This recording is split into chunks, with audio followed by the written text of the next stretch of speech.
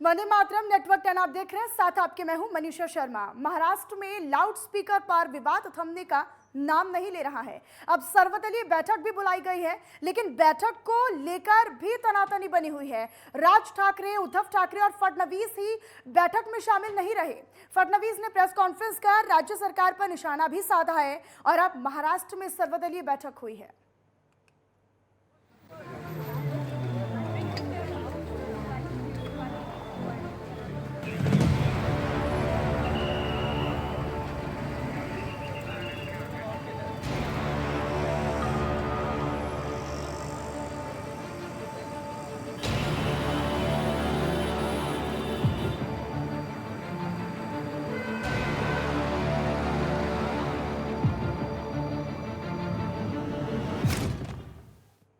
तो महाराष्ट्र में loud speaker का विवाद है जो थमने का नाम नहीं ले रहा है और इसी विवाद को लेकर सर्वदलीय बैठक भी जारी है। अब ये देखना होगा कि सर्वदलीय बैठक में विवाद सुलझेगा या फिर नहीं।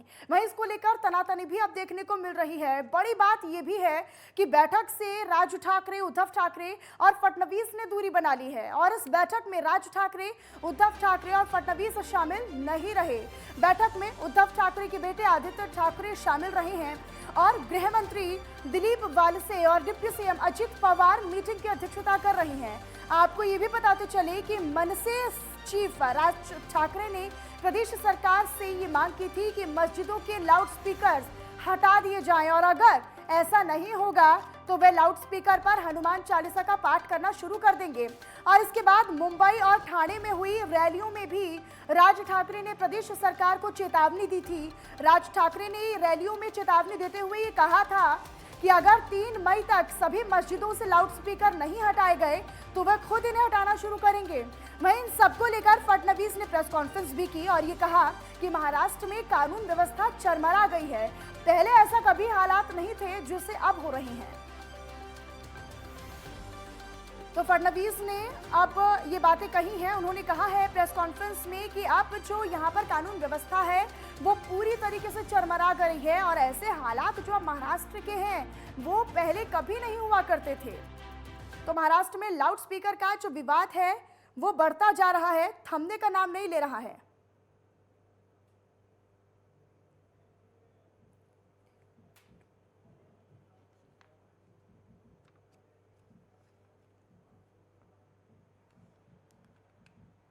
तो महाराष्ट्र में हनुमान चालीसा और लाउड स्पीकर्स को लेकर जो विवाद छिड़ा है वो अब थमने का नाम नहीं ले रहा है। हालांकि सर्वदलीय बैठक भी जारी है और ऐसे में ये बैठक जो है वो खुद में बेहद खास और अहम हो जाती है। अब इसी पर चर्चा करेंगे। हमारे साथ मेहमान हमारे साथ जुड़ चुके हैं, उनका इंट्रोडक्शन आपसे करवा देती हूँ। संदीप शुक्ला जी, सह मीडिया प्रभारी बीजेपी के महाराष्ट्र से हैं।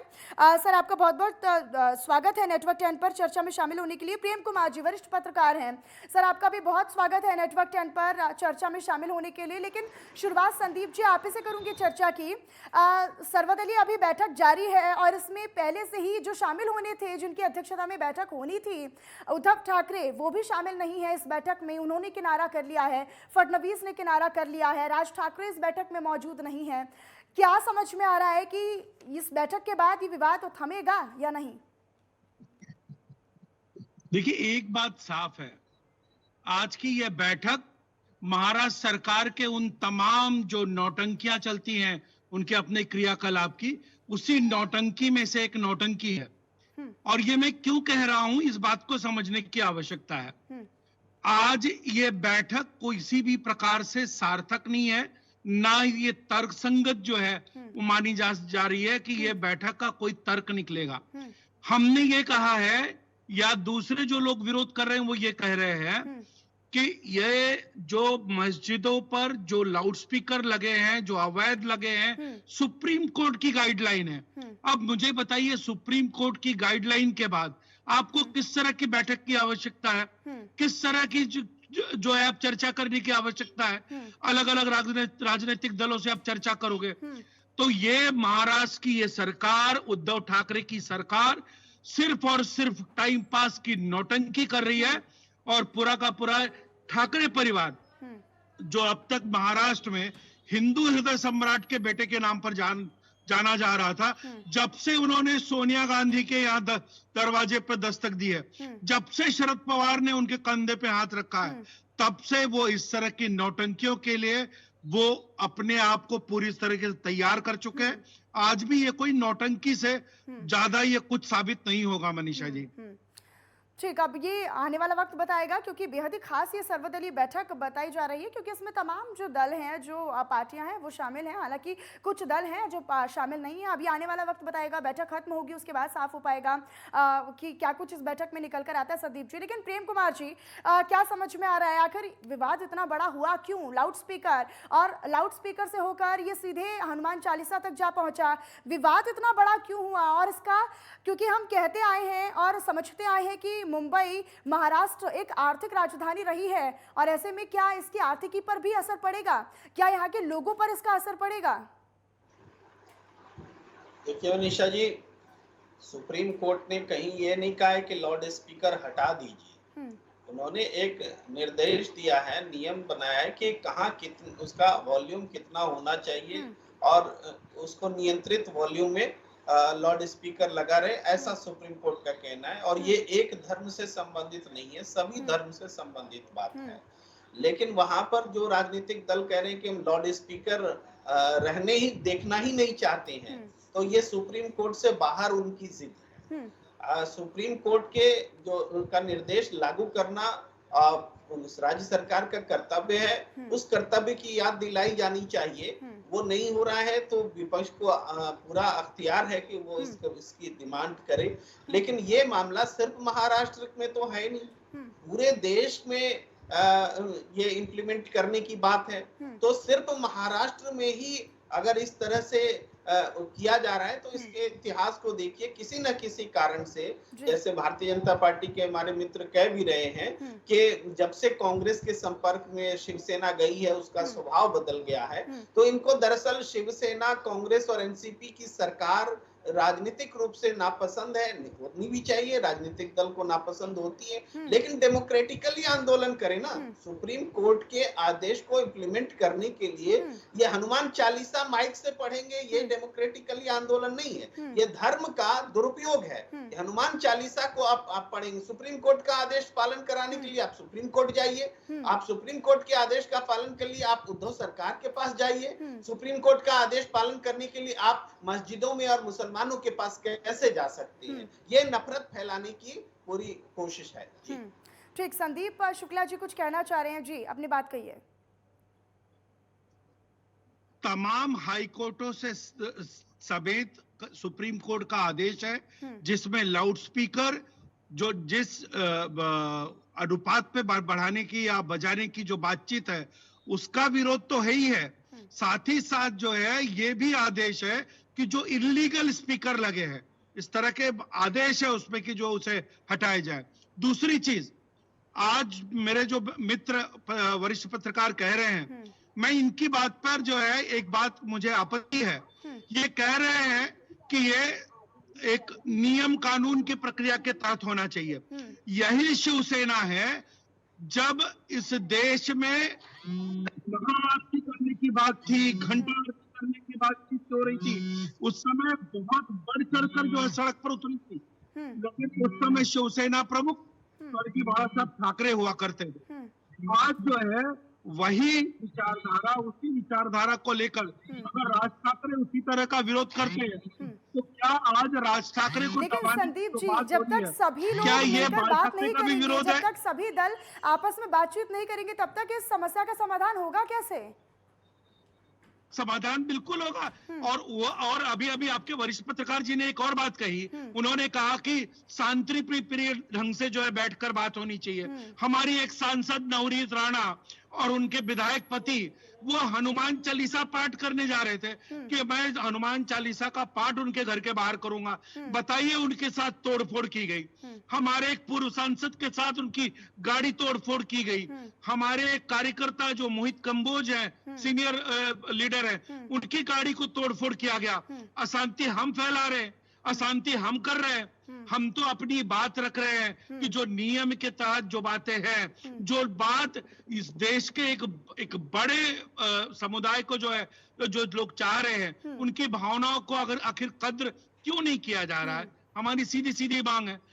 हिंसा वो कर रहे हैं, कोर्ट केस वो कर रहे हैं, सांसद से लेके विधायकों को अरेस्ट वो कर रहे हैं, उसके बावजूद आपके पत्रकार महोदय कह रहे हैं कि हम गलत हैं और हम गलत तरीके से विरोध कर रहे हैं। बताइए ठीक संदीप, आखिर हम न्याय मांगने कहां जाए? जवाब हम लेंगे, लेकिन प्रेम जी क्या समझा जाए यूपी के तर्ज में जिस तरीके से सरकार ने खुद से फैसला लिया कि अब समय निर्धारित करना होगा लाउड स्पीकर बजने का और बिना इजाजत, बिना अनुमति के लाउड स्पीकर का इस्तेमाल करने की इजाजत नहीं दी जाएगी और वो एक गैर कानूनी माना जाएगा अगर उसका इस्तेमाल बिना इजाजत या फिर बिना अनुमति के किया जाता है, या फिर समय अवधि जो निर्धारित की जाएगी उससे परे अगर होकर लाउड स्पीकर का प्रयोग किया जाता है तो वो गैर कानूनी तौर पर उस पर फिर आगे की कार्रवाई होगी।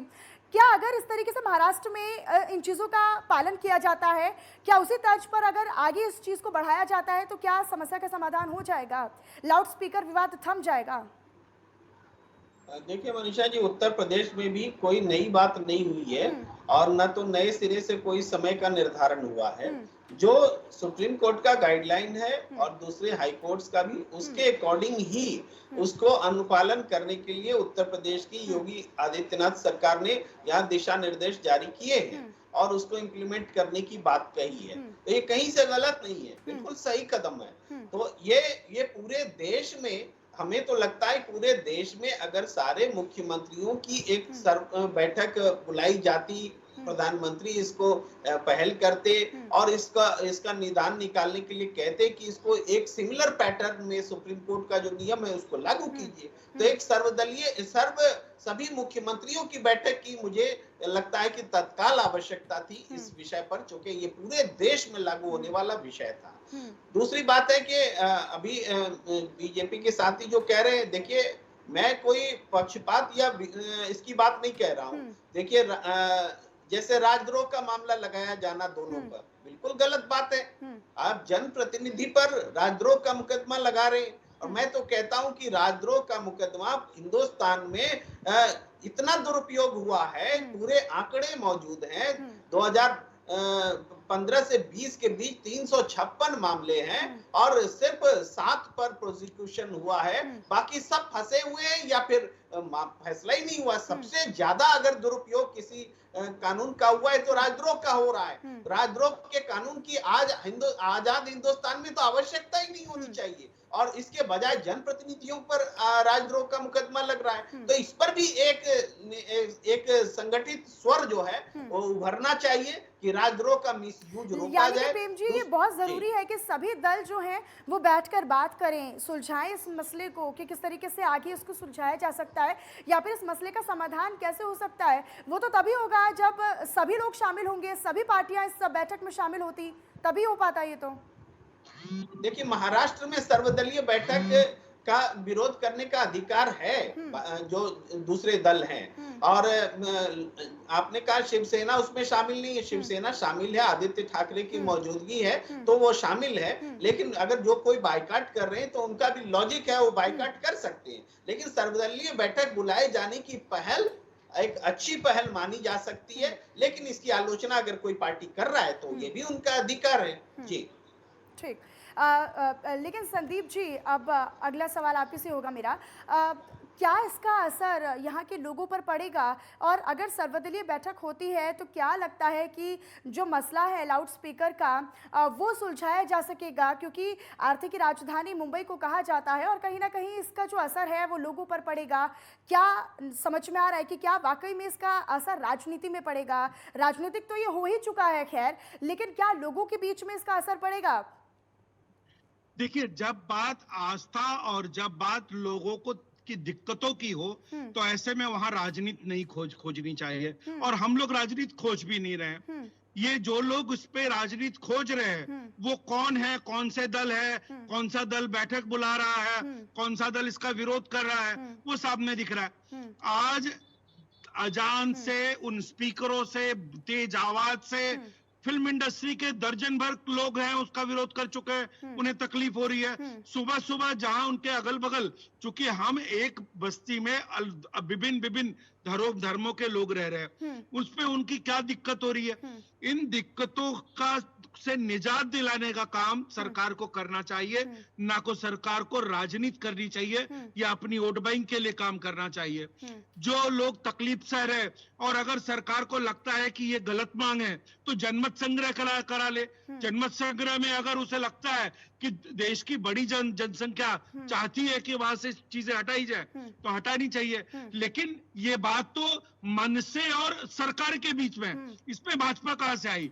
लेकिन भाजपा के कई लोग जो है बाकायदा टारगेट हो रहे हैं। अभी जैसे नवनीत राणा की बात आपने की कि उनके ऊपर राजद्रोह की बात करी गई है। आप एक महिला को पूरी रात थाने में बिठाए रखा गया, एक महिला के पति को उनके घर में घुसकर गुंडों की तरह पुलिस जो है उन्हें उठाकर ले गई पुलिस थाने में। पुलिस थाने के बाहर हजारों की तादाद में शिव सैनिक लगातार वहां गंदी गंदी गालियां दे रहे थे। राजद्रोह वहां लगना चाहिए कि एक जनप्रतिनिधि के साथ जिस तरह का बर्ताव हुआ है कि उस जनप्रतिनिधि पर जो है राजद्रोह लगेगा, जो कि इस मामले में विरोध प्रदर्शन कर रहे हैं। वो एक संवैधानिक तरीके से उनके घर के बाहर कह रहे थे कि मैं सुंदरकांड का पाठ करूंगा, हनुमान चालीसा का पाठ करूंगा, उन पर लगना चाहिए। अब इस देश में, महाराष्ट्र जैसे राज्य में अगर हनुमान चालीसा पढ़ना अगर राजद्रोह की श्रेणी में आता है तो इससे बड़ा जो है राजनीति महाराष्ट्र की सरकार, कांग्रेस, शिवसेना और राष्ट्रवादी इससे बेहतर कभी नहीं करेगी, ये बात साफ हो रहा है। लेकिन प्रेम जी देखिए, अभी हमने हाल ही में प्रेस कॉन्फ्रेंस भी देवेंद्र फडणवीस ने की थी। उन्होंने कहा था कि जिस तरीके का माहौल अब महाराष्ट्र में, मुंबई में बन रहा है और आने वाले दिनों में वो लगातार बीते दिनों से हम देख रहे हैं कि वो बनता आ रहा है माहौल, वो इस तरह का माहौल कभी था ही नहीं महाराष्ट्र में, मुंबई में। अब ये माहौल बन रहा है, किस तरीके से देखा जाए, किस तरीके से समझ रहे हैं आप उनके इस बयान को? देखिए, इसको इसी बात से समझा जाए कि जैसे हमारे साथी कह रहे हैं कि हनुमान चालीसा पढ़ने की वजह से राजद्रोह लगाया गया है। ये बिल्कुल गलत बात है, फैक्चुअली गलत है। हनुमान चालीसा तो पढ़ाई नहीं गया, जब पढ़ाई नहीं गया तो पढ़ने की वजह से कैसे लगा, ये फैक्चुअली बात। लेकिन कैसे इंटरप्रेट किया जाता है, कैसे भावनाएं भड़काई जाती हैं। और अभी हमारे साथी ये भी कह रहे थे कि उन पर, राणा दंपति पर तो राजद्रोह लगना गलत है, लेकिन जो उनको गाली दे रहे थे उन पर राजद्रोह लगना चाहिए। तो राजद्रोह क्या है कि कोई ऐसा कानून है कि गाली देने पर भी लग जाएगा। तो ये जो धारणा सरलीकरण हुआ है राजद्रोह का, मैं इसीलिए कह रहा हूं कि राजद्रोह की धारा की इस देश को आवश्यकता ही नहीं है। इस देश में नहीं चाहिए राजद्रोह का कानून। ये केवल और केवल विपक्ष को सताने के लिए उपयोग हो रहा है। पूरे आंकड़े इसकी गवाही दे रहे हैं। पूरे हिंदुस्तान में पोस्ट इंडिपेंडेंस राजद्रोह की धारा की आवश्यकता नहीं है। लेना चाहूंगी, आप बहुत देर से कुछ कहने की कोशिश में हैं जी, अपनी बात पूरी कीजिए। देखिए, मैं ये नहीं कह रहा हूं कि राजद्रोह आप उनके ऊपर लगाइए, लेकिन केस किसके ऊपर बनती है? हमारे पूर्व सांसद हैं किरीट सोमैया, उनकी गाड़ी को तोड़ दिया गया, उन्हें जो है जेट सिक्योरिटी के अंदर उन्हें पीटा गया, उसके उनके शरीर से खून तक निकाल लिए गए। हमारा एक कार्यकर्ता है मोहित कंबोज, उनकी गाड़ी को तोड़फोड़ की गई। उसके साथ साथ जो है इन दंपतियों के घर, नवनीत राणा और राणा दंपति जो विधायक हैं और सांसद है पत्नी उनकी, उनके घर जो है घुसने की कोशिश की गई है। आज आप बताइए, एक जनप्रतिनिधि के घर अगर आप घुस रहे हो और उसके ऊपर से उनके ऊपर केस की जा रही है तो राजनीति कौन कर रहा है?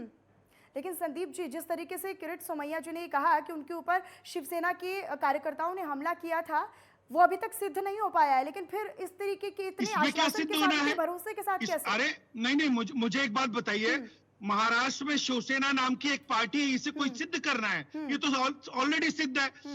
जहां पर शिवसैनिक इकट्ठा हुए थे वहां पर उनके ऊपर तोड़फोड़ की गई। मामले को सिर्फ घसीटा जा रहा है कि वहां सीसीटीवी के जरिए निकाला जाएगा। गाड़ी वहां तोड़ी गई, पुलिस की मौजूदगी में तोड़ी गई, शिवसैनिक इकट्ठा थे। खाली वो मामले को घुमा रहे हैं कि कौन लोग, उनका चेहरा शिनाख्त करने की कोशिश की जा रही है।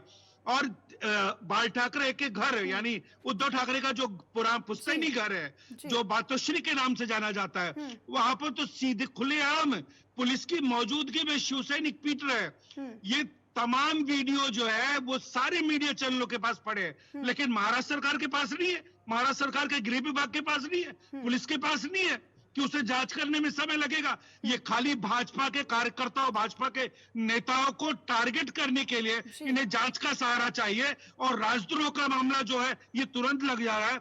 ये राजनीति इसमें नहीं दिख रही है। जनता देख रही है कि राजनीति कहां हो रही है। जनता देख रही है कि अगर उद्धव ठाकरे और उनके परिवार के भ्रष्टाचार और बंगलों पर जो अवैध बंगले जो गायब हो गए हैं, जो भ्रष्टाचार किया ठाकरे परिवार ने, उसका खुलासा करने के बाद वो किरीट सोमैया पर जो है हमला हुआ है। इसके पहले पुणे में हमला हुआ है, उसके पहले और भी 3-3, 4-4 जगह उनके ऊपर हमले हो चुके हैं। तो आज उन्हें खोजने की आवश्यकता नहीं है। इससे पहले भी जो हमले हुए उसमें भी कोई खोजबीन नहीं हुई है। ठीक, आपकी पूरी बात हमने सुन ली और आपकी तरफ से जो पक्ष रखा गया वो भी हमने सुन लिया।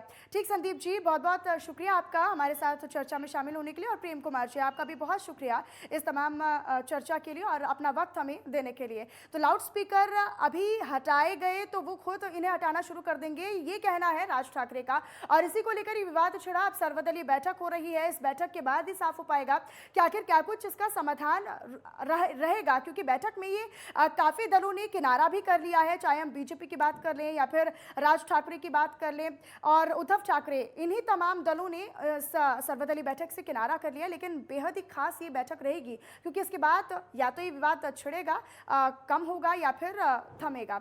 चलिए फिलहाल इसी के साथ मेरे साथ इस चर्चा में इतना ही। देश और दुनिया की तमाम और खबरों के लिए आप बने रहिएगा नेटवर्क 10 के साथ। जय हिंद।